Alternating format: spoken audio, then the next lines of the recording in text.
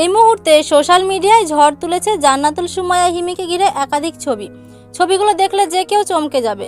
অনেকেই বলেছেন এগুলো নাকি তার সাম্প্রতিক অভিনয়ের দৃশ্য, আবার কেউ বলেছেন এই ধরনের দৃশ্য একজন বিবাহিত অভিনেত্রীর জন্য মোটেও মানানসই নয়।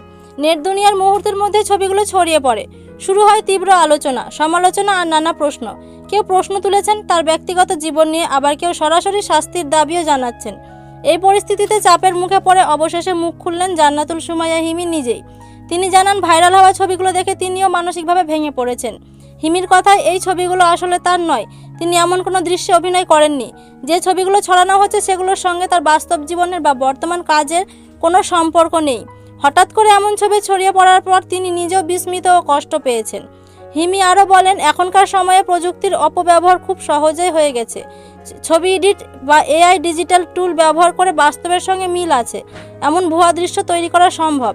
ভাইরাল হওয়া ছবিগুলো দেখলে স্পষ্ট বোঝা যায় প্রযুক্তি ব্যবহার করে এগুলো তৈরি করা হয়েছে, বাস্তব কোনো শুটিং বা নাটকের দৃশ্য নয়। তাই যাচাই না করে এমন ছবি বিশ্বাস না করার অনুরোধ জানান তিনি। ধন্যবাদ।